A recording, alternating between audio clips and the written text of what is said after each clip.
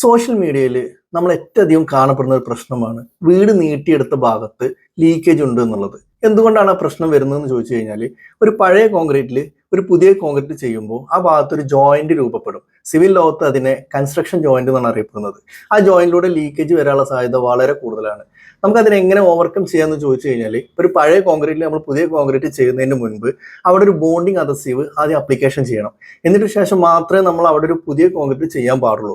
അങ്ങനെ ചെയ്യുകയാണെങ്കിൽ അവിടെ ഒരു ജോയിന്റ് രൂപപ്പെടാനുള്ള സാധ്യത വളരെ കുറയുകയും അതിലൂടെ ഒരു ലീക്കേജ് വരാനുള്ള സാധ്യത വളരെ കുറയുകയും ചെയ്യുന്നു. ഇനി ഓൾറെഡി ഒരു ജോയിന്റ് ഉണ്ട്, അതിലൂടെ ലീക്കേജും ഉണ്ട് എന്നുണ്ടെങ്കിൽ അതെങ്ങനെ നമുക്ക് സോൾവ് ചെയ്യുമെന്ന് ചോദിച്ചു കഴിഞ്ഞാൽ, നമ്മൾ അവിടെ ഒരു എപ്പോക്സി ഇഞ്ചക്ഷൻ മെഷീൻ വഴി ചെയ്തതിന് ശേഷം ആ മെഷീൻ വഴി നമ്മൾ എപ്പോക്സി ഇഞ്ചക്ഷൻ ചെയ്യുമ്പോൾ തന്നെ ആ ജോയിന്റ് ക്ലോസ് ആക്കും. അതിനുശേഷം അതിന്റെ മുകളിൽ പ്രൊട്ടക്ഷൻ ലെയർ ആയിട്ട് ഫൈബർ മെഷ് വെച്ചിട്ട് സിമെന്റീഷ്യസ് കോട്ടിങ് 2 ലെയറും കൂടി ചെയ്ത് കഴിഞ്ഞാൽ 100% ആ ഇഷ്യൂസ് തീരും എന്ന് നമുക്ക് പറയാൻ പറ്റും. കൺസ്ട്രക്ഷൻ ലോകത്തെ മറ്റൊരു സബ്ജക്റ്റുമായി നിങ്ങളുടെ മുൻപിൽ വരുന്നത് വരെ ബൈ.